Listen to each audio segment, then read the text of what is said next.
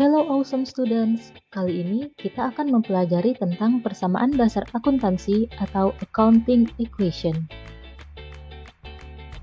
Persamaan dasar akuntansi merupakan sebuah hubungan antara harta, modal, dan hutang dari perusahaan.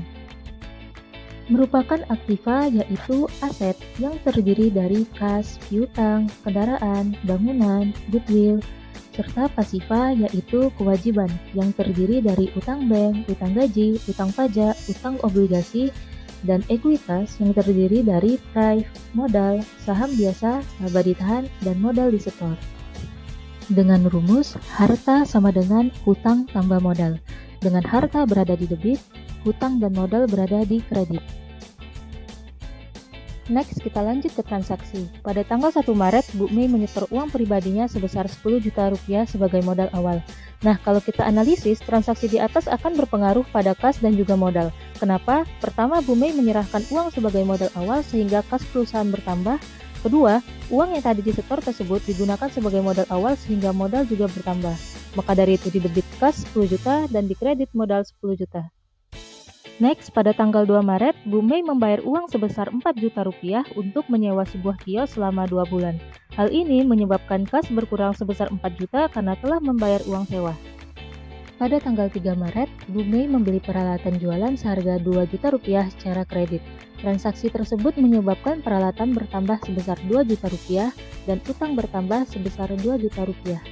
Tanggal 4 Maret, Bu Mei membeli perlengkapan jualan untuk menunjang kelancaran usahanya sebesar 1 juta rupiah.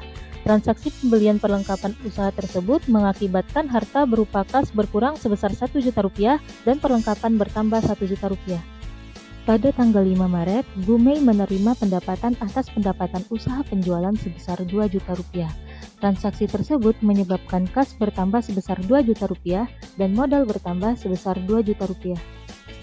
Transaksi terakhir pada tanggal 6 Maret dilakukan pembayaran utang atas pembelian peralatan sebesar 1 juta rupiah.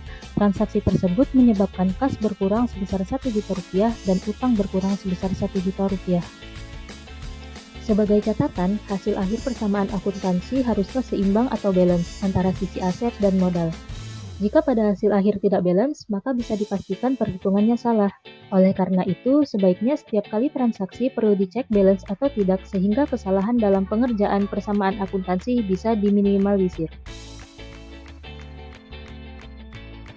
Nah, bagaimana? Mudah bukan? Setelah disusun daftar persamaan akuntansi, maka selanjutnya dapat dibuat laporan keuangan yang meliputi laporan laba rugi, laporan perubahan modal, dan neraca.